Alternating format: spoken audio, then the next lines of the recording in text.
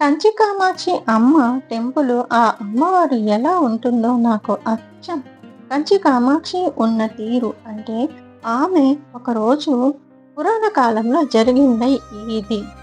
ఆమె ఏం చేసిందంటే పూజారికి కలలోకి వచ్చి చెప్తుంది, ఏమ్మా ఇలా వచ్చావని పూజారి అడుగుతాడు.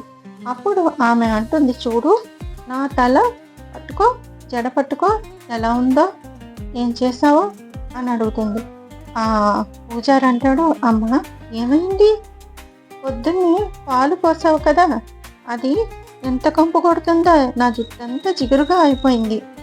అవునమ్మా, నేను తొందరలో నీ గుడి పునర్నిర్మాణం చేయటానికని డబ్బులు చందా అడగటానికని తొందరలో వెళ్ళిపోయానమ్మా అని చెప్పాడు. నీకు గుడి నిర్మాణానికి డబ్బులే కావాలా, అది నన్ను అడిగితే నేను ఇవ్వను. చూడు నా జుట్టంతా ఎంత పాల కంపు కొడుతుందో, ఎంత మంచి సువాసనలు రావలసినది నా జుట్టు, నువ్వు వచ్చి నాకు అభిషేకం ఇప్పుడే చేయు అని కలలో చెప్పింది పూజారికి. అప్పుడు వెంటనే పూజారి కలలో ఇలా వచ్చిందని చెప్పి, అప్పుడు బ్రిటిష్ కాలంలో ఉన్నారనమాట. బ్రిటిష్ వాళ్ళ దగ్గర ఆ గుడి తెలుగు తాళాలన్నీ ఉంటాయి.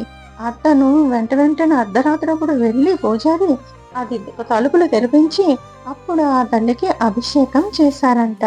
ఆ రాత్రి తలుపులు తీసి కంచి కామాక్షి అమ్మకు అభిషేకం చేసి ధూప దీప నైవేద్యాలు అన్నీ పెట్టారు. అప్పుడు కొద్ది రోజుల్లోనే కాసుల వర్షం కురిపించింది.